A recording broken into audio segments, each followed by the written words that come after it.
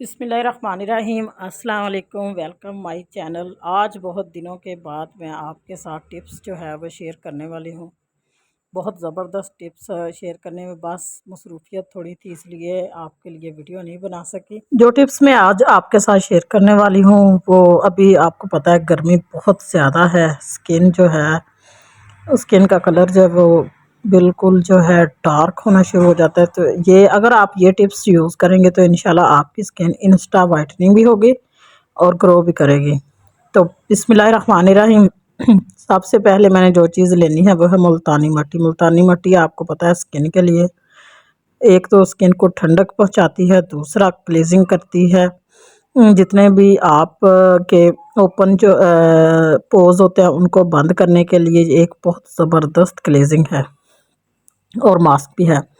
तो सबसे पहले हाफ़ टी स्पून मैंने मुल्तानी मिट्टी का ले लिया। अब इसमें एलोवेरा जेल जो है वो भी हाफ़ टी स्पून, बाज़ार वाली एलोवेरा जेल इसमें हम ऐड करेंगे। और नेक्स्ट जो है इसमें हमने ऐड करना है रोज़ वाटर।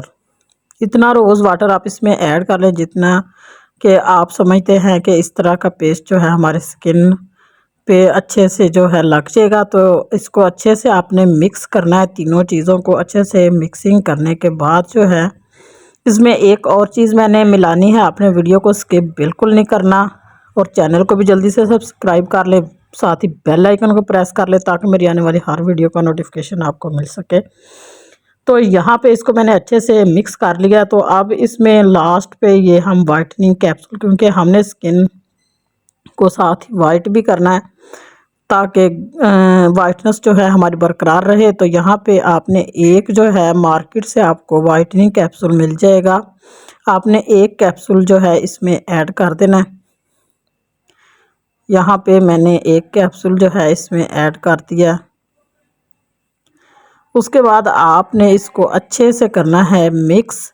बहुत ही ज़बरदस्त होम रेमेडी है। इसमें मैंने कुछ भी बाज़ार से नहीं डाला। जो कुछ भी मैंने इसमें ऐड किया है वो आपके पास ज़रूर अवेलेबल होगा। तो यहाँ पे अब इसको कर लेंगे ब्रश की मदद से मिक्स करने के बाद आपने इसे 20 से 25 मिनट अप्लाई करना है। अच्छा, एक बात का ख्याल रखिएगा, अप्लाई करने के बाद आपने या तो फ़ैन के नीचे या कूलर के नीचे ज़रूर बैठना है ताकि पसीना ना आए और ये मास्क जो है हमारा जल्दी से ड्राई हो जाए।